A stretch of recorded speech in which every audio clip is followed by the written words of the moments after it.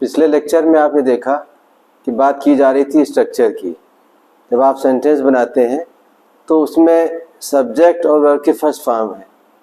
Once again we have to take into account the recap of the last lecture, क्योंकि ज़रूरी है कि पिछली बातें अगर आपको याद दिला दी जाए तो उसको आपको चीज़ों को समझने में आसानी होगी। यहाँ हम ये बताना चाह रहे थे कि वर्ब की बात है और वर्ब की ही इम्पोर्टेंस है। टेंस इनफैक्ट वर्ब है, चाहे वो मैं जा रहा हूँ में आईएनजी का यूज़ हो या मैं गया था उसमें वेंट का यूज़ हो, ये सब, या वह चला गया है उसमें गॉन का यूज़ हो, ये सब वर्ब की फॉर्म्स है।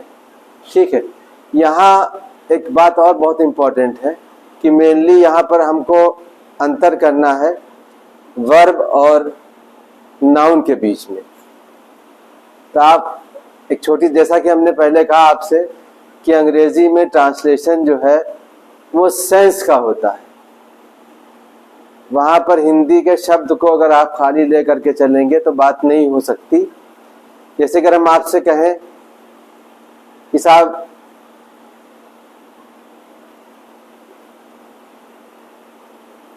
सलाह देना, तो एक चीज़ है सलाह और एक है सलाह देना। ठीक है, एक चीज़ है भाग लेना। अगर कहें आपसे तो भाग लेना का दो मतलब है। एक मतलब यह है कि आप किसी चीज़ में पार्टिसिपेट करें और दूसरा मतलब है कि रन अवे। अब और आ जाइए, यहाँ इम्पोर्टेंस को एम्फेसाइज करना है, उस पर जोर देना है कि वर्ब और नाउन में बेसिक अंतर क्या है, क्या चीज़। हम लोग पढ़ते तो चले आते हैं, नाउन की डेफिनेशन पूछी जाए तो सब बच्चा बता देगा, क्योंकि हम लोगों की एक रटने की आदत है। यहाँ जो ट्रेंड है वो सीखना कम रटना ज़्यादा है। वो बच्चा पढ़ करके कि जैसे टीचर ने उसको बता दिया उसने रट लिया, वही एग्जाम में पूछा गया और उसने वही जाके लिख दिया, बहुत अच्छे नंबर पा गया। उदाहरण के तौर पर हम आपको बता दें कि नाउन की बात ली जाए। जब नाउन की बात की जाती है तो हम लोग सीधे सीधे बस noun is the name of any person or place thing, Ayodhya, Mathura, table chair, Sita, Gita, ठीक है, इसी को नाउन समझते हैं। लेकिन आज हम आपको ये बताने जा रहे हैं कि बहुत सिंपल एग्जाम्पल से, क्योंकि एग्जाम्पल जितना सिंपल होगा उतना एक तो जो हमारे स्टूडेंट्स या हमारी जो ऑडियंस है उसको समझने में भी आसानी होगी। कठिन चीज़ों को समझना बहुत कठिन होता है, क्योंकि हम लोग शुरुआत कर रहे हैं। एक बिगिनर्स के लिए ज़रूरी है कि जितना ज़्यादा सिंपल होगा उतना ज़्यादा उसको बेनिफिट होगा। फॉर एग्जाम्पल अगर हम आपसे कहें कि साहब खाना माने क्या, खाना माने ईट या खाना माने फूड, अब आप बड़े चक्कर में पड़ गए। भाई हमने आपको बताया कि आपको सेंटेंस बनाना है कि मैं जानता हूं तो आई नो, आपने देखा और कहा भी कि भाई आई नो को अगर हटा के दूसरा वर्ब रख दोगे तो नॉर्मल बिहेवियर का सेंटेंस आप बहुत आसानी से बना लेंगे। तो भाई यहाँ अगर मैं खाता हूं के लिए हम क्या लगाएंगे, जब तक हमको ये अंतर नहीं मालूम होगा कि नाउन है या वर्ब है तो कैसे यूज करेंगे। मैं खाता हूं क्या कह देंगे, मैं आई फूड, गलत हो जाएगा। इसलिए क्योंकि वर्ब का स्ट्रक्चर आपके सामने, हमने आपसे कहा था ना कि हमें उसका स्ट्रक्चर देखना है, उसका फार्मूला देखना है और उस आधार पर हमको ट्रांसलेशन करना है। इसी तरह जब हम मैं खाता हूं तो आई ईट हो जाएगा, और मैं सोता हूं क्या कहेंगे, आई स्लीप, या आई, सोना का जो नाउन है वो गोल्ड है तो क्या कहेंगे, आई स्लीप या आई गोल्ड, आई स्लीप करेंगे नेचुरली। मैं गाता हूं क्या कहेंगे, आई सॉन्ग या आई सिंग। बात समझ में आ रही है ना। थोड़ा आप ध्यान देंगे तो यहाँ एग्जाम्पल जो हमने डिस्प्ले कर रखा है बोर्ड पर, यहाँ ज्यादा समझने में आपको आसानी होगी। यहाँ देखिए कि नो जो है वो वर्ब है, नॉलेज जो है वो नाउन है। इसका एक रोल और भी है, जब आप एक भाषा सीखते हैं तो दूसरी अपने आप सही हो जाती है। नाउन की एक पहचान आपको बहुत आसान बता दे, इंग्लिश में तो हमेशा ही, हिंदी में कुछ एक्सेप्शंस हैं, अपवाद हैं, लेकिन इंग्लिश में कोई एक्सेप्शन नहीं है। वो क्या है, कि अगर हिंदी में मेरी, हमारी, तुम्हारी, उसकी, इनमें से और भी वर्ड है जो नेक्स्ट लेक्चर में आपके सामने वो चार्ट आएगा, इनमें से अगर कोई चीज आ जाए उसके बाद किसी भी नाउन के पहले मेरी, तुम्हारी, इनकी, उनकी फिट करेंगे तो बिल्कुल फिट हो जाएगा। यहां आप देखिए क्या कहेंगे, मेरी जानकारी सही है।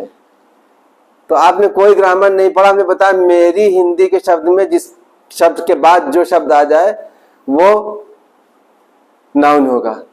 तुम्हारा फैसला बिल्कुल गलत था। अब यहां पर आ जाइए, थोड़ी सी अंग्रेजी की भी बात कर ले। तो अगर कहेंगे तुम्हारा फैसला को हम कहें कि साहब योर डिसीजन वॉज रॉन्ग, लेकिन डिसीजन की आप कहते क्या फर्क पड़ता है, फैसला मैंने ये भी आपने ध्यान ही नहीं दिया कि वर्ब है।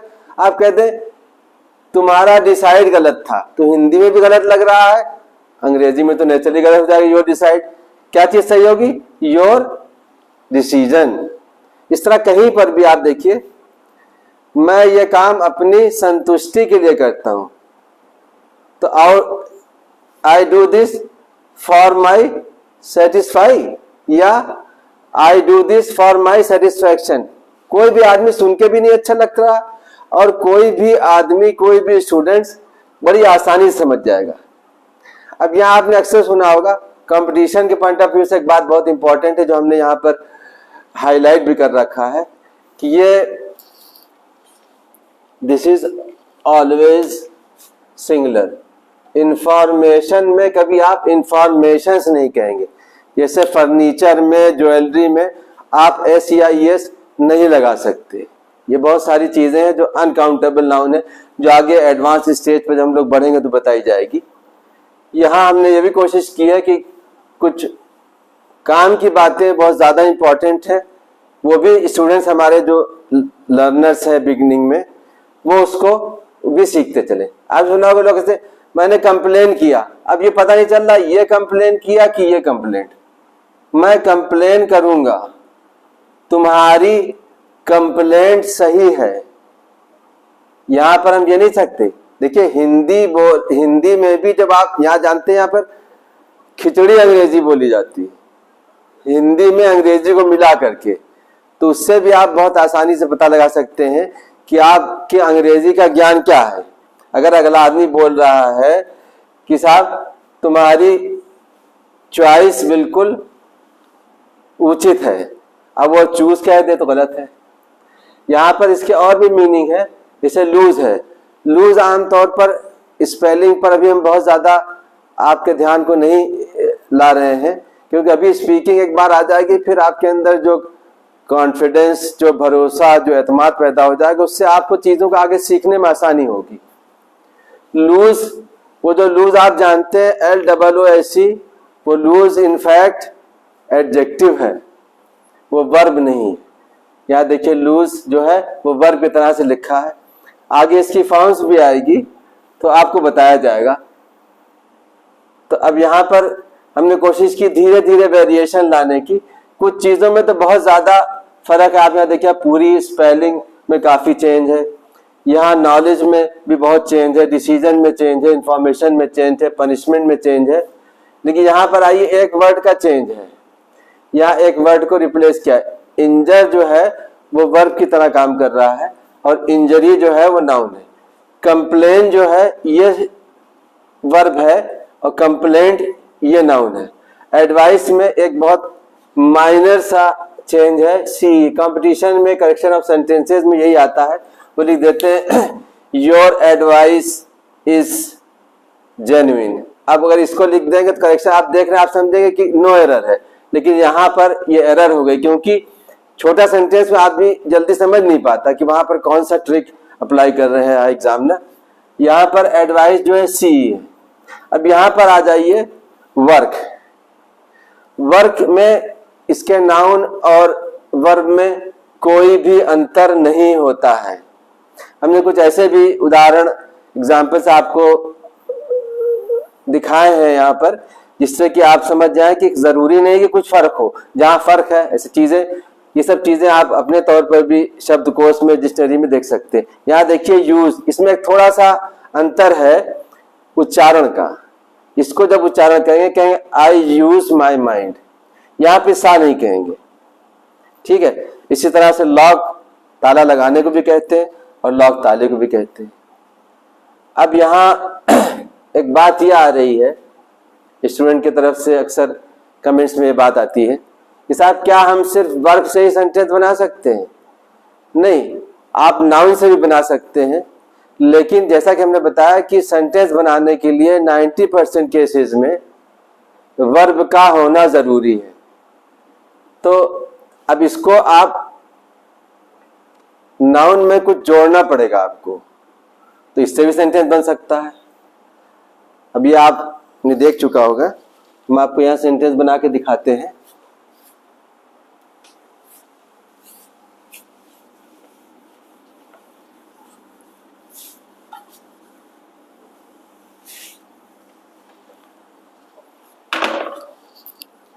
फॉर एग्जाम्पल ये वर्ब का स्ट्रक्चर है, आई डिसाइड। शॉर्ट फॉर्म पर जैसे मैं लिखा, आप लोग जानते हैं, पिछले लेक्चर में देख भी चुके हैं। This is equal to I make decision. ये इसकी सूटेबिलिटी पे भी डिपेंड करता है, क्योंकि करना का मतलब आमतौर पर डू समझा जाता है, सही भी है, लेकिन वो देखते हैं कौन सी चीज किसके साथ मेल खाती है, कंपैटिबल है, ठीक है। आई डिसाइड मीनिंग में बिल्कुल आई मेक डिसीजन के इक्वल है। यहां देखिए कोई जरूरी नहीं, ये वेरी करता रहेगा, ये जो है वेरी करेगा। यहां पर आप देखिए I inform and this is equal to I give information। आगे चीजें और भी हैं इसमें, लेकिन अभी फिलहाल एक छोटे सेंटेंस को ही आप अपने ध्यान में रखें। यहां पर अब ये वर्ब है इंजर, आई इंजर, मैं घायल करता हूं। अब यहां पर देखिए वर्ब जब नाउन के साथ हम चीजों को ले रहे हैं, सेंटेंस वहां पर भी बन रहा है, लेकिन यहाँ ये इसमें जो वर्ब हम ऐड कर रहे हैं वो वेरी कर रहा है, चेंज हो रहा है। यहां पे देखिए आई कॉज इंजरी, चोट पहुंचाने के सेंस में ये बात आ गई, ठीक है। अब यहां पर आपको प्रैक्टिस के तौर पर, अपने तौर पर ये करना है कि आप सेंटेंस, जो आपको रूल एक बताया गया था कि ये जो सिंगुलर सब्जेक्ट और प्लूरल सब्जेक्ट का है, एक बार फिर हम आपको रिमाइंड करा दें।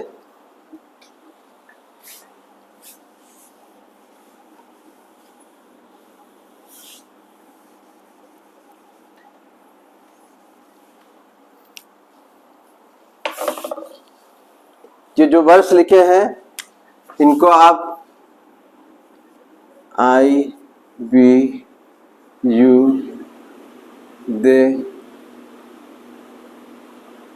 पीपल,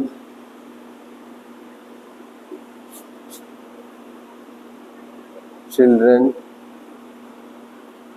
एक्सेट्रा, इन सब्जेक्ट्स को यूज करते हुए इन वर्ड्स को आप आगे ऐड कर सकते हैं वर्ब की फर्स्ट फॉर्म में, ठीक है।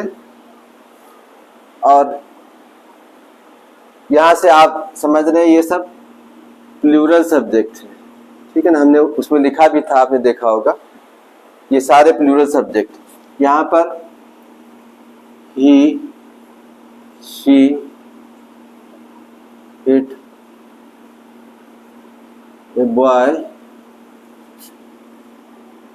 ए गर्ल, प्रॉपर नेम भी ले सकते हैं, राजू, सेंटेंस को यूज करें प्लस वर्ब की फर्स्ट फॉर्म प्लस एस और ई एस। जैसा कि हमने पिछले लेक्चर में कहा कि हम लोग अभी निगेटिव और इंट्रोगेटिव की बात नहीं कर रहे हैं। पहले हम अपनी बात प्रेजेंट में अच्छी तरह कह लें, ठीक है, उसके बाद फिर हम उसका दूसरे जो प्रेजेंट के टेंस है, जैसे एक हमने आपको बताया कि मैं समझता हूँ, मैं देखता हूँ, मैं लिखता हूँ। अभी आगे इसी तरह से आएगा कि मैं लिख रहा हूँ, मैंने लिखा है, मैं लिख सकता हूँ, एटसेट्रा।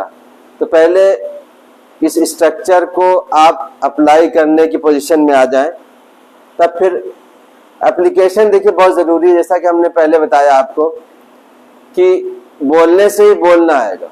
अब चूंकि यहाँ आमने सामने क्लास नहीं है, क्वेश्चन आंसर का सेशन नहीं है, फिर भी आप अगर किसी तरह की कोई प्रॉब्लम्स आती है तो आप अपने कमेंट्स में डाल दें, जिससे जहाँ पर भी कोई चीज़ मिस हो रही है तो उसको कवर किया जा सके। और आप ज़्यादा से ज़्यादा इसकी प्रैक्टिस करें। और अच्छा तो ये होगा कि पहले आप इन सब्जेक्ट्स के साथ एक सीक्वेंशियली आप इस तरह से बना ले कि आई, वी, यू, दे, ही और शी। यहाँ पर आप पहले वाले में पहला वाला वर्ब, दूसरे में दूसरा, तीसरे में तीसरा, चौथे में चौथा एंड सो ऑन। ये जब आप वर्ब लगाते जाएंगे तो आपको यहाँ पर आपने से वर्ड ऐड कर लिया, फॉर एग्जाम्पल आई सी, ठीक है। अब आपको चाहे आप I see, we see, you see, they see, he see, she sees, तो आपको सिंगुलर सब्जेक्ट के साथ एस ई एस ऐड करने की आदत भी हो जाएगी। प्लस अगर आप ये वर्ब याद करें, ये तो ज़्यादा टाइम लगेगा, किसी चीज़ को अप्लाई करके प्रैक्टिस में ला करके, समझ रहे, उसको सीखना ज़्यादा आसान होता है इन कंपैरिजन टू क्रैमिंग। देखिए हमने आपको बताया अंग्रेजी रटने से नहीं समझने से आएगी। रटने वाला काम इतने दिन से आप लोग करते चले आ रहे होंगे, नंबर भी बहुत अच्छे पाए होंगे, लेकिन रटने से आपका जो अल्टीमेट एम है वो नहीं पूरा होता। इसलिए अभी आपको बताया गया इसके अंतर को, ये अंतर आपका हर स्टेप पर काम करेगा। कंपटीशन में भी अगर आप ये चीज़ें जानेंगे, वहाँ देखते हैं फिल इन द ब्लैंक्स में भी आपको ये चीज़ें मिलेंगी अपोजिट में। फॉर एग्जाम्पल हम आपको एक चीज़ बता दें कि जो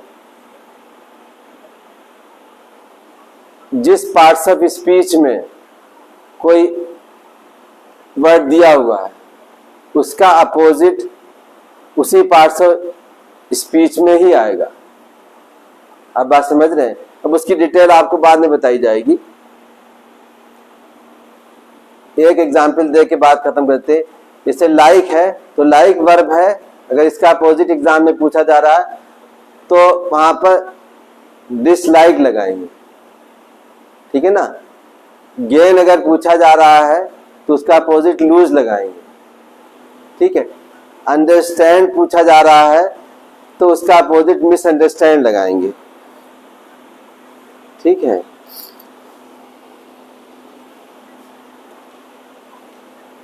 एक बार फिर हम आपको पीछे की चीजों को याद दिला दें।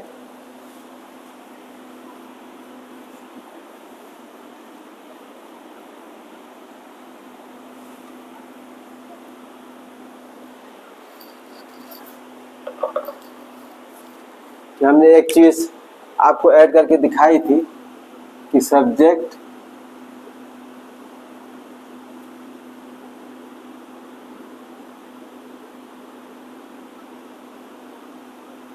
प्लस वर्ब की फर्स्ट फॉर्म प्लस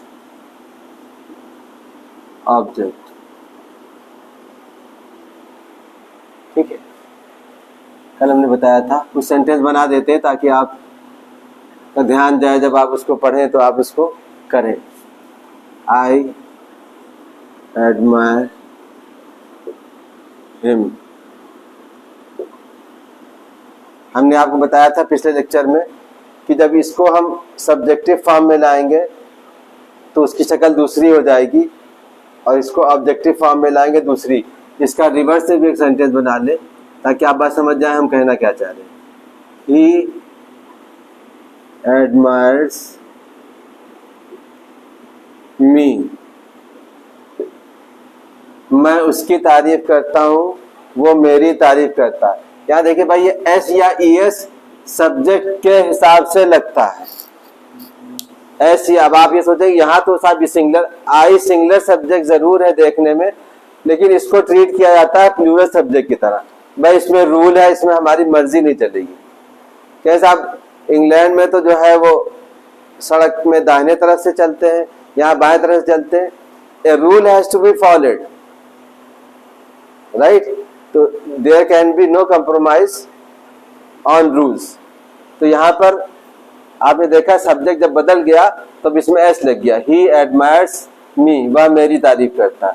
इसी तरह से आपको जो कॉम्बिनेशन बताया गया था चार्ट में कि आई के साथ यू, फिर देम, फिर हिम, फिर हर, उस तरह से आप प्रैक्टिस करते रहे। अब धीरे धीरे इसका निगेटिव और इंट्रोगेटिव भी आपको बताया जाएगा। ठीक है।